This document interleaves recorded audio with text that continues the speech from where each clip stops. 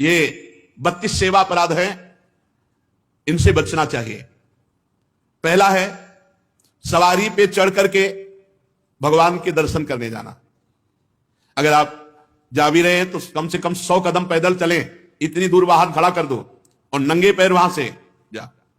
खड़ाऊं या पादुका पहनकर भगवान के मंदिर में दर्शन के लिए जाना यह अपराध है। हमें तो यही प्रार्थना करनी है कि सीढ़ियों के नीचे तो उतार दो जूता चप्पल। कुछ लोग तो ऐसे हैं कि टोके ना तो जूता चप्पल पहन के ही दर्शन कर ले, इतने सुकुमार तत्व हैं।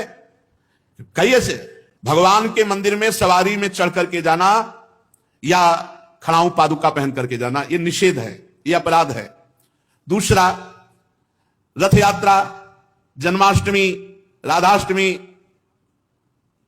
रामनवमी अगर आप नहीं कर सकते, आप में सामर्थ्य नहीं, तो जहां उत्सव हो रहा हो वहां सम्मिलित हो जाना चाहिए। ये भागवतिक महान उत्सव हैं भगवान के प्रादुर्भाव के, उनमें सम्मिलित हो जाना चाहिए। अगर ऐसा नहीं तो यह भी अपराध के अंतर्गत आता है। तीसरा, भगवान के श्री विग्रह के दर्शन हुए पर आपने प्रणाम नहीं किया। जैसे ऐसे जहां हो इतना जरूर करो, चाहे जिस भगवान के हो, इसमें अनन्यता नहीं है। जैसे परिक्रमा लगाते थे, हनुमान जी की आरती हो रही, जय राधा वल्लभ लाल की, 1 मिनट रुके, उनकी आरती हो रही, महाभागवत है, सब संतों को प्रणाम करते हो, हनुमान जी को प्रणाम नहीं करोगे? हनुमान जी महाभागवत, उनको प्रणाम करने में तुम्हारी निष्ठा बदल जाएगी क्या? जय राधा वल्लभ लाल की आरती हो रही, उसी में दर्शन मेरे प्रभु इस रूप में विराजमान। तो जो भी देवालय, जो भी मंदिर, अगर हमारी दृष्टि में गए तो ऐसे प्रणाम, उनसे बढ़कर थोड़ी हो। सब में हमारे प्रभु सर्वान वस्तुतया निरीक्ष परम स्वाराध्य बुद्धिर्मम। प्रभु के श्री मूर्ति के दर्शन करके प्रणाम न करना या जूठे मुंह अपवित्र अवस्था में प्रभु के दर्शन करने जाना। पवित्रता अगर नहीं रहेगी ना तो बुद्धि भ्रष्ट होती रहेगी, पक्का समझ लो। पवित्रता की बहुत जरूरत है। आजकल प्रायः पवित्रता का ज्ञान नहीं रखते हैं। अशुचि अवस्था में दर्शन करना। अगला, एक हाथ से प्रणाम करना भगवान को। जैसे श्री विग्रह भगवान का है, भगवान और संतों गुरुजनों के सामने तो ऐसे, हमको तो ऐसे ऐसे ठीक है। ये राजकीय विभाग में चलता है, भगवत विभाग में ऐसे चलता है। कर जोड़ करके भगवान को, गुरुदेव को, संतों को ऐसे हाथ जोड़कर, एक हाथ से भगवान को ऐसे नहीं किया जाता, प्रभु को ऐसे नहीं किया जाता। प्रभु के श्री विग्रह के सामने एक हाथ से प्रणाम करना या गुरु जी को, इतने सत्संग नहीं ना, तो प्रायः आजकल के बच्चे प्रियता में दाहिने हाथ में मोबाइल होता है, बाएं हाथ से ऐसे करते हैं। रोज हमें होता है, हमें रोज होता है। और बाएं हाथ से जानते हो किसको किया जाता है? शत्रु को। जब किसी राजा के हाथ संधि कराने या गुप्तचर या दूत ऐसे, तो अब उस राजा को तो करना ही पड़ेगा, तो बाएं हाथ से करता था। तो वो समझ जाते थे शत्रु पक्ष का है, और वो वीर इतना कि गर्दन उतरा सकता लेकिन दाहिने हाथ से सलूट नहीं कर सकता, क्योंकि शत्रु पक्ष का है तो बाएं हाथ से करेगा।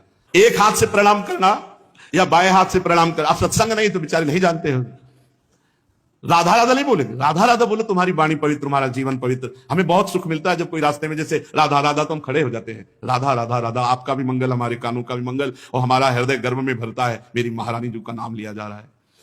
परिक्रमा करते समय प्रभु के श्री विग्रह के सामने आकर के ना रुक करके प्रणाम करना और ऐसे घूमते रहना, यह भी अपराध है। परिक्रमा तो एक परिक्रमा की, सामने आए प्रणाम किया, फिर दूसरी की, फिर सामने आए प्रणाम किया। 4 परिक्रमा अपने प्रभु की होती है, हरिप्रिया जी की 4 परिक्रमा। और प्रभु के श्री विग्रह के सामने पैर पसार करके बैठना।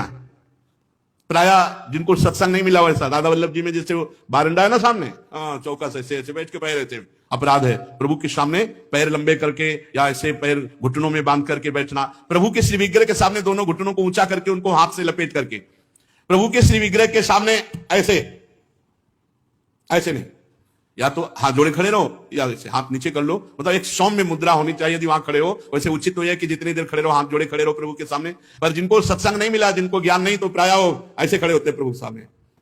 और प्रभु के सामने बैठ करके सोना, यह अपराध है, इसमें पाप लगता है, मलिनता हो। जैसे सत्संग में सोना, प्रभु के सामने बैठे हुए सोना, या स्वाध्याय करते हुए भगवान के श्री विग्रह के सामने पाना। जैसे चरणामृत मिले तो साइड में हो गए, प्रसाद मिले तो साइड में हो गए, ऐसे नहीं, वहीं सामने ही, प्रभु के सामने नहीं। भगवान के श्री विग्रह के सामने झूठ बोलना, बात ही मत करो, मंदिर में बात मत करो, गलती हो जाएगी। कुछ भी अगर जरा भी झूठ निकला तो वज्र की लीक हो जाएगा, भोगना पड़ेगा। मौन रहो। जब कोई कहे हमें बात करनी, गेट के बाहर मिलो मंदिर के। अगर थोड़ी चूक भी हो जाएगी तो फिर दर्शन कर लेंगे आके, और इन्हीं के सामने झूठ बोल गए तो फिर क्या होगा? श्री भगवान के सामने जोर से बुलाना किसी को बिल्कुल नहीं। अगर वहां है तो बहुत सावधानी से बात की जाती है, धीरे से बात की जाती है, वो भी प्रभु संबंधी बात की जाती है। भगवान के श्री विग्रह के सामने आपस में कुशल मंगल पूछ रहा है, और कैसे हो, प्रभु सामने वहां पूछ रहे और कैसे हो, अपराध बन रहा है। उनसे पूछो कैसे हो, उनसे बात करो, प्रभु से, प्रभु के पास आए, सही पूछो। बिल्कुल नहीं, सीधे गए, बस आंख में आंख मिलाई, जितनी देर टिके बस आंख बंद की, फिर आंख में आंख मिलाई, नख सिख लो अंग माधुरी, उसका पान करो, चुपचाप बाहर निकल जाओ। दर्शन की एक पद्धति है, एक टाक एकदम देख रहे हैं, लेकिन देखना बाहरी लोग दर्शन नहीं करते, नहीं इधर उधर, वहां प्रभु में नहीं टिकेंगे नेत्र, प्रभु में नहीं टिकेंगे, वो इधर उधर दौड़ भाग करके निकल जाएंगे। आपस में कुशल मंगल बातचीत ये सब नहीं।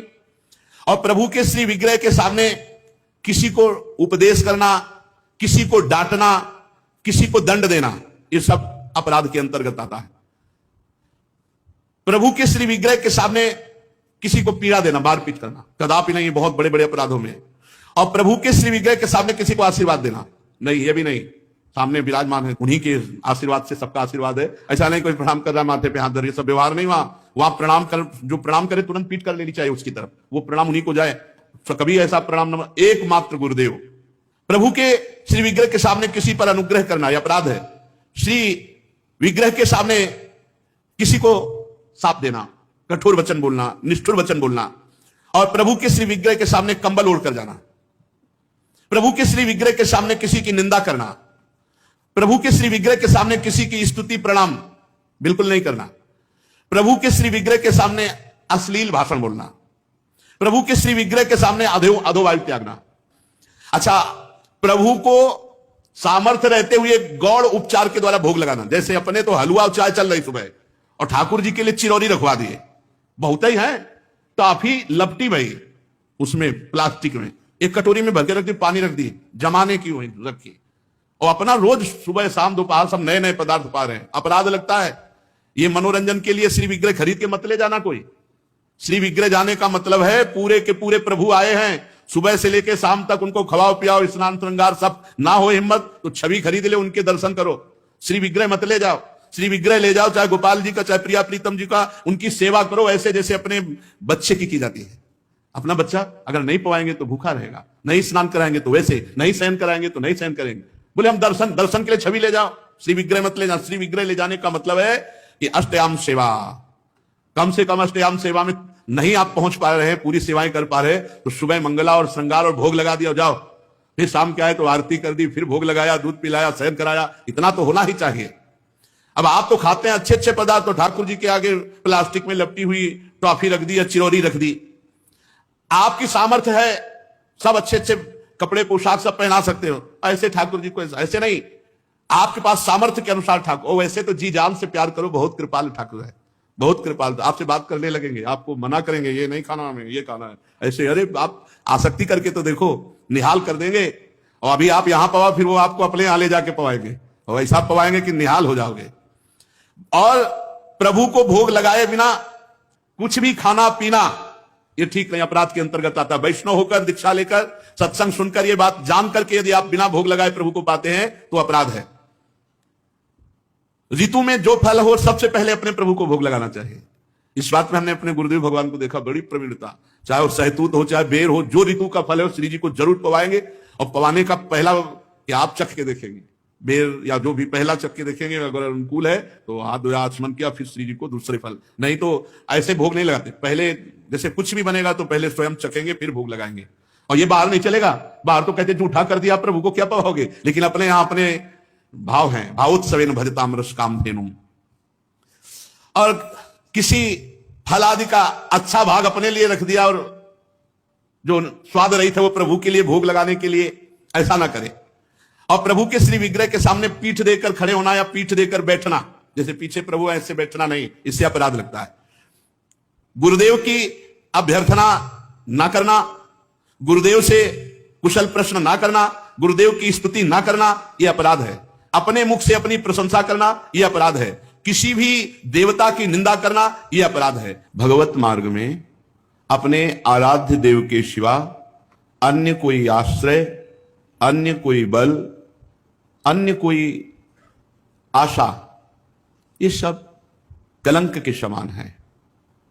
यदि हम अन्य आस भरोस अवलंबन छोड़ पाए तो हमें कुछ नहीं करना भगवत प्राप्ति के लिए। सच्ची मानिए, ये अन्य जो स्वीकृति है यही हमको तो भगवत विमुख की है। हमारा स्वरूप ही भगवत स्वरूप है। ये पांच भौतिक हमारा स्वरूप थोड़ी है, ये अंतःकरण हमारा स्वरूप थोड़ी है, ये स्वभाव हमारा नहीं है, ये प्रकृति का है। यही अन्य आश्रय हमें भय प्रदान करता है। जब तक भय है तब तक न शुद्ध भक्ति है और न शुद्ध ज्ञान है। ज्ञान हो जाने पर एक ब्रह्म के सिवा कुछ है नहीं तो किससे भय? भक्ति हो जाने पर अपने प्रभु के सिवा कोई है नहीं तो किससे भय? प्रहलाद जी ने नरसिंह भगवान से किंचन मात्र भी कोई भय नहीं माना, सब भयभीत थे, पर प्रहलाद जी नहीं। अपने प्रीतम से क्या भय, चाहे वो सौम्य रूप में हो या घोर रूप में हो या भयावह रूप में हो, है तो मेरे प्रीतम, फिर भय कैसा? तो हमें जो भय, शोक, चिंता, अपने कल्याण की फिक्र, इसका मतलब है अभी भागवतिक बल जागृत नहीं हुआ, अन्य कोई बल है, अन्य कोई आश्रय है, अन्य में ये शरीर भी है, अन्य में शरीर की क्रियाएं भी हैं, अन्य में अंतःकरण है, अंतःकरण के संकल्प, निश्चय, चिंतन, स्वीकृति आदि, अन्य में स्वभाव भी है। ये मेरा नहीं है, मेरे तो सिर्फ प्रभु हैं और जो मेरा स्वरूप है वो प्रभु में ही है। ये बात समझ में आ जाए तो बिल्कुल विश्राम है, अभी विश्राम है। भगवत प्राप्ति के लिए जो क्रियाओं का आदेश दिया गया है शास्त्रों में, वो निष्क्रिय आप हैं ये अनुभव करने के लिए, ना कि क्रियाओं से भगवत प्राप्ति होती है। आपका स्वरूप निष्क्रिय है, आप निरंजन है, माया रहित है, यही अनुभव कराने के लिए सत्क्रियाएं की जाती हैं, क्योंकि सत्क्रिया निर्मलता प्रदान करती है। जहां अंतःकरण निर्मल हुआ, शांत हुआ, वहीं अपने स्वरूप का अनुभव होने लगता है। इसलिए अन्य बल तो छोड़ दीजिए, बस ये समझना है अन्य बल का मतलब किसी व्यक्ति, वस्तु, स्थान का नहीं, शरीर का भी नहीं, अपनी क्रियाओं का भी नहीं, अपनी सोच का भी नहीं। ये बात अगर समझ में आ रही हो तो बहुत शुद्ध शरणागति अभी हो जाए। हमारी क्रियाओं का क्या बल? कभी सत्क्रिया होती, कभी असत क्रिया। हमारे अंतःकरण की सोच का क्या बल? कभी सत सोच होती, कभी असत। हमारे स्वभाव का क्या? कभी सौम्य, कभी क्रूर, कभी उदारता, कभी कंजूसता। इसका क्या? हमें अपने प्रियाजू के स्वभाव, प्रियाजू के प्रभाव, प्रियाजू का बल, प्रियाजू का आश्रय, बस। फिर देख लो आप कैसा आनंद आता है। अभी ऊपर हम साधुकों से कह रहे थे, प्रभु दिमाग को पकड़ लेते हैं, प्रभु अंतःकरण पर अधिकार कर लेते हैं, अपना अस्तित्व ही खत्म। कैसा अनुभव आनंद का होता होगा जब अहम का पूर्ण विसर्जन भगवान के चरणों में हो गया, प्रिया प्रीतम के चरणों में हो गया। ये बात समझिए, भगवत प्राप्ति बहुत सहज, सरल, अनायास, बिना प्रयास के अनुभव में आने वाली वस्तु है। हमारे को लगता है बहुत प्रयास करके भगवत प्राप्ति कर लेंगे तो उसमें हमारा शारीरिक बल, बौद्धिक बल, क्रिया बल, इनकी पहुंच नहीं है परमात्मा तक। इनकी पहुंच, ये सब असत है। असत से की हुई क्रियाएं ये सत परमात्मा में प्रतिष्ठित नहीं कर सकती, तो इनसे उदासीन नहीं होना, ये करना है, पर बल प्रियाजू का। हमारा जितना भी मंगल होगा वो हमारे आराध्य देव से होगा। शरीर बिना क्रिया के नहीं रह सकता, इसलिए सत्क्रियाएं कर रहे हैं। इनका कोई हमें फल या इनकी कोई फलवृत्ति की आकांक्षा ऐसी नहीं है। श्रीपाद प्रबोधानंद जी महाराज इसी भाव को लेके कह रहे हैं, हरि भक्ति महम न कामये, मम मुक्ति ही प्रतिभाति सुक्तिवत, नयने न निपीय राधिका, रति कुंजई रति मंजुलम वनम। बहुत समझने वाली बात है। मुझे हरि भक्ति की भी कामना नहीं, हरि भक्ति महम न कामये, मुझे भगवान की भक्ति की भी कामना नहीं।